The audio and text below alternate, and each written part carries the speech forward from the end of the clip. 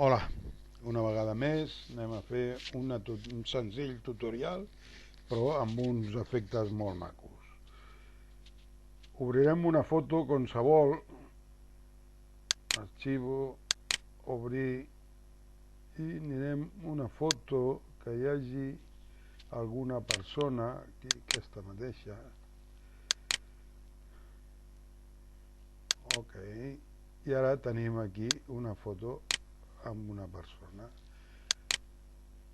Fem nova capa, ok, i aquesta capa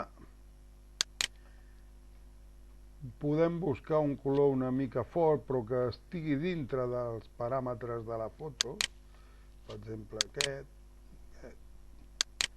Ok, llavors agafem el pot de pintura, que sabeu que està aquí, però que si aguanteu una mica o aneu al botó dret veureu que també surt el degradado. En aquest cas volem el pot de pintura i li tirem dintre. Se'ns ha anat la figura, ens ha quedat el pot de pintura. Bé, ara agafem el rectangle i aquí, que normalment tindria que dir 0, doncs li posem el màxim, que és 250. Amb aquesta foto, aquesta foto té un pes bastant important, és una foto feta amb una càmera molts píxels i té qualitat.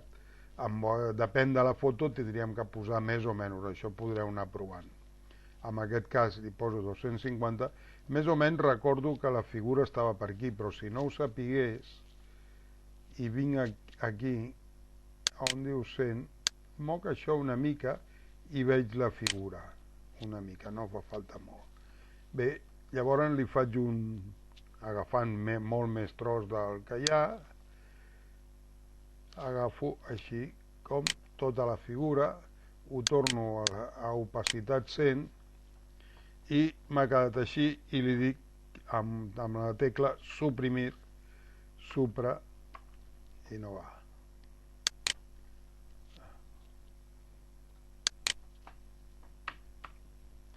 Ara, suprimir, ara faig un control D per treure-li el subratllat i ja tenim la foto, però ha quedat molt fosc a tot el redador. Doncs podem agafar aquí on diu 100% abans i li baixem una mica i veieu que una miqueta només, perquè es vegi que hi ha més detalls, que no es vegi tot d'un sol color. Què hem fet aquí? Doncs hem ressaltat una persona, una figura, en aquest cas sóc jo, però queda una foto més o menys artística. Això va també molt bé fer-ho amb una foto que només sigués, o sigui, haguéssim pogut retallar-la un tros, o així la cara d'això, i fer aquest efecte. Proveu i veureu que moltes vegades té molt bons resultats. I això és tot. Em deixava, anem a acoplar imagen. Ja ho tenim i, com sempre, arxivo, guardar como, JPG, en aquest cas, i posar-li un nom i guardar-lo. Jo ara no la guardo, però ja podem donar com ha acabat aquest petit tutorial.